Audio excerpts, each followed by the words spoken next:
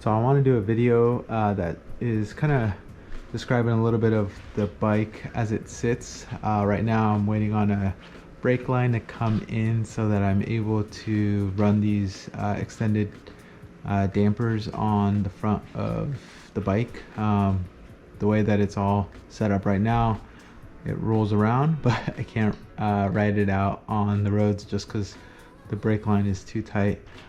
So I'm waiting for that, but I definitely want to share a little bit of rundown of the things I've done since I got the bike. This is my first bike ever. This is a 2017 Harley Sportster Iron 883. I got it with about 2,000 miles on it. It was, I'm the second owner. It was sold through a dealer here locally. You know, because it was my first bike, I definitely was a little more hesitant to buy something that was used from a private party. And so I went to the dealer. They had this really great deal on the bike, really low blowout price. And so I convinced my wife to go down there, check it out, and then we signed the paperwork. And right away, the first things that I did, because, you know, again, I wanted to just kind of make it a little bit my own, was get some of the things that you can find relatively affordable and cheap and easy to do. The first order that I made to Amazon was to get these little cheap risers, a tank lift, and I don't know how I feel about it. I think they're kind of ugly now. I feel like I need to actually take these off. They're definitely bent. I don't think they were supposed to be like this, and so it's a little sketchy, and so I'm feeling like I need to take it off and then drop the tank back down. So I might do that. I did see someone else on Instagram post that they're snapped right off, because obviously this is a really weak point right here, and as you can tell, they look like they're gonna completely come off. So I'm not 100% on those. I would not recommend getting these cheapo ones. If you're gonna do a tank lift, maybe just spend the money to get a quality one, because this thing looks very sketch now that I have had it on there. Definitely don't recommend getting this cheapo setup. Then I ordered up a bunch of cheap parts. One of the things that I thought was really cool about the bike was that it has this denim color, and so I actually ordered a bunch of black matching parts. One of those being these covers that are tinted and have kind of that smoked out look for the turn signals, which kind of cleans up the front end a little bit in my opinion.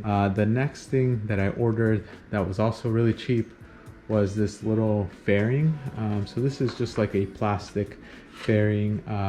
It's very simple design, super sleek, cleans up the front headlight, and in my opinion, it's definitely worth the, I think, $40 that I paid for it.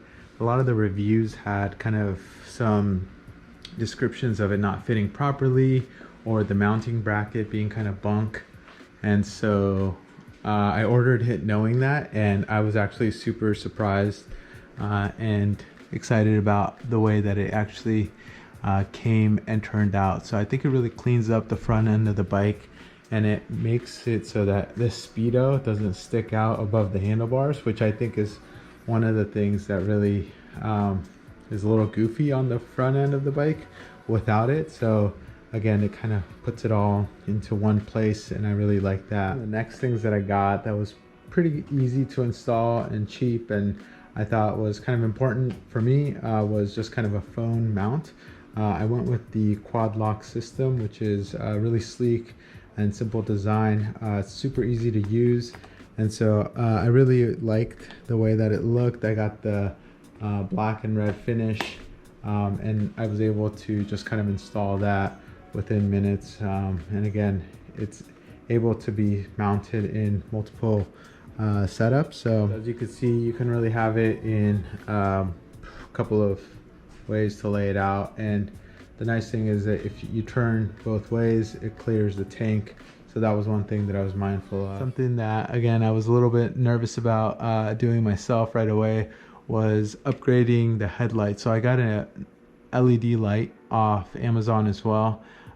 It's the more affordable option, and that thing really changed up the visibility at night. So the original one is just like this cheap halogen light that literally lights up maybe your driveway but not the street. And so I had to upgrade that, and that thing has been awesome. No issues. It has a nice blue tint to it at nighttime, and again, definitely has been a needed upgrade. So as you can see, those are a few really affordable options. Obviously they're not all on Amazon, but those three here are probably less than $100 in all. So after all the cheap kind of affordable pieces to clean up the bike a little bit, I went with something that was a little bit beyond my initial skill set, or so I thought, and that was the exhaust. So in my previous videos, you might have seen it actually, I installed this Vance & Hines big radius exhaust. I bought it off a guy on Craigslist, and he only wanted $150 for it, and so I thought it was a great deal. I jumped on it. Obviously it's not perfect, there's a couple imperfections on it, but overall just the aesthetics and the look was something that I was really looking for, and then the sound as well. So on the stock mufflers and the exhaust, it kind of sounds kind of like a low rumble, and that was okay, but I felt like it was missing something, kind of that classic Harley sound of the engine was missing. And so when I saw this and I messaged the guy and he responded, I was like, well, you know, what's the worst that can happen? I go and meet the guy and it's a piece of crap, or it's not what he was describing. And so I took a risk and just met up with him, really chill guy, and sold it to me for $150.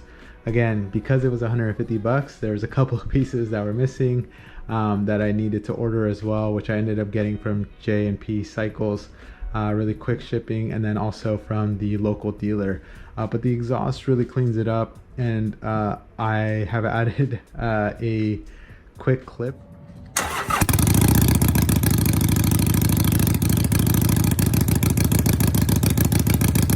So I was super stoked on that. But again, if you want to check that video out, it's somewhere in my playlist, or you'll be able to find it. But that took about 2 or 3 days to install. Again, I've never installed anything like that in my life, and it was kind of nerve-wracking, but I was able to do it, which was really cool. I also then got the Vance & Hines Fuel Pack 3, and that was one of the things that I definitely wanted to get when I upgraded the exhaust, because I didn't want the bike to be running too rich or too lean, or have any problems with throwing codes or engine lights. So I definitely got that, and now it runs off the Fuel Pack 3, and I have the app on my phone, and so I'm able to kind of check it out. And it's actually really helped out before when I had a check engine light come on and there was something that came up that said, hey, check this, and it diagnosed it pretty much on the spot for me. It's been really cool, and again, that was kind of a new experience for me. And so once I did that, I really felt like I could pretty much do anything without feeling like I'm completely in over my head, which took me to the next part.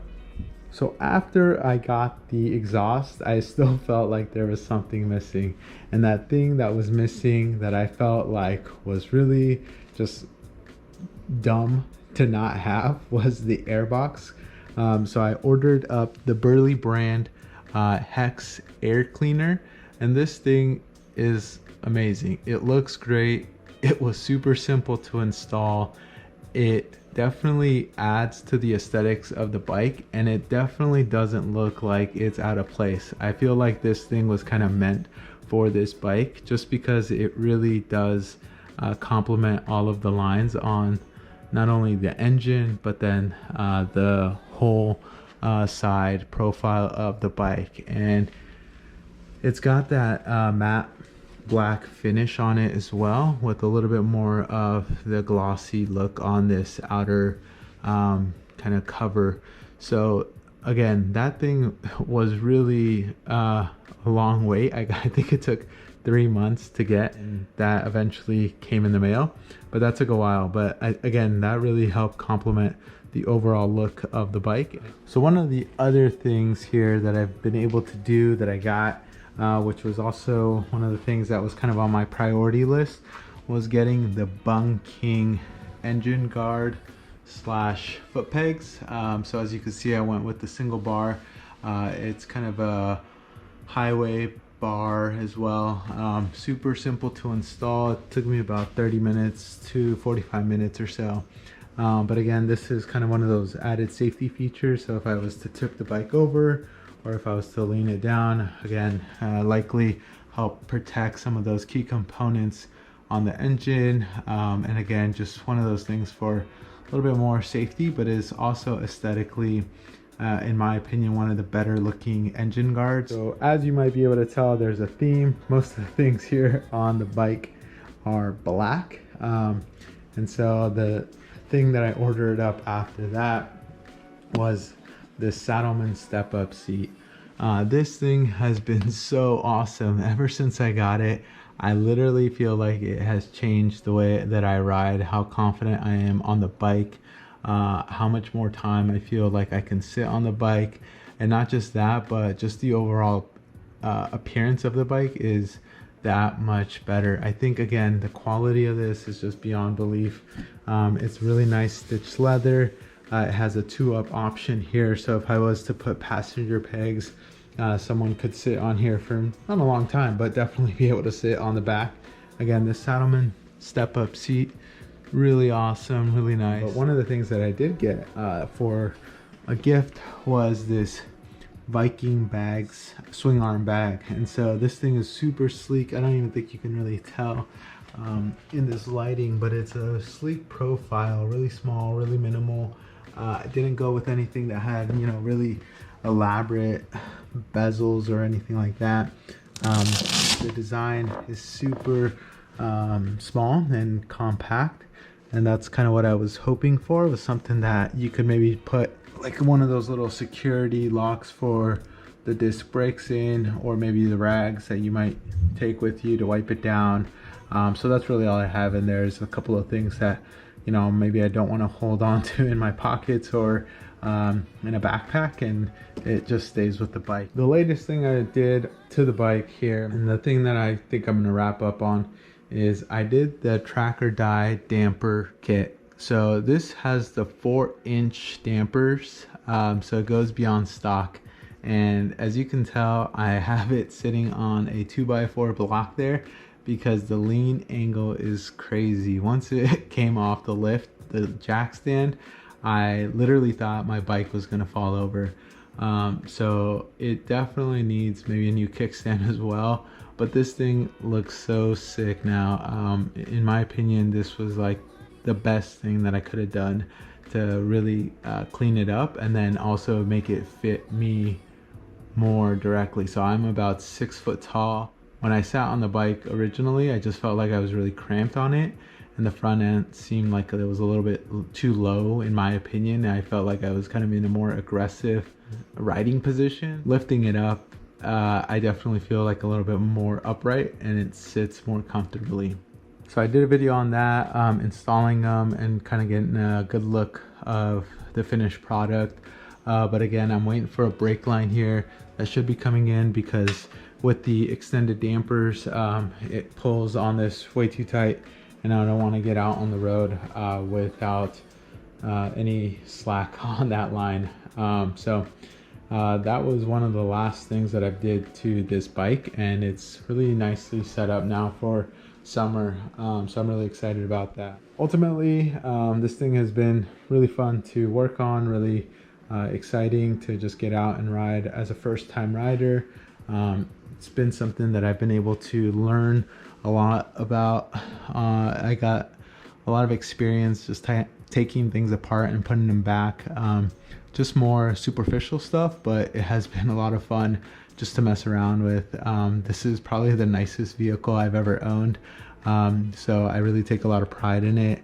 I need to clean it up. It's kind of been sitting in this garage for way too long. And so I'm gonna wash it and just have it ready for summer so that I can bleed the brakes, change the brake line, and have this thing out on the road as soon as possible. Let me know what you think. What are your thoughts overall? Is there something I could add, something that's missing, something that you feel like I should do, that you've done to your bike? Again, a great entry-level bike, something to learn on, something that you can pick up. It could be really affordable to find these Sportsters out on Craigslist or Facebook Marketplace, and get an awesome deal and do a lot of the things that I'm talking about without having to really break the bank. Obviously, not everyone can afford to do it. Thank you so much for watching. I really appreciate it. If you're interested in checking out any of the install videos that I mentioned, they're somewhere in my channel's playlist. Feel free to check them out and let me know what you think. I'll talk to you later. Thanks.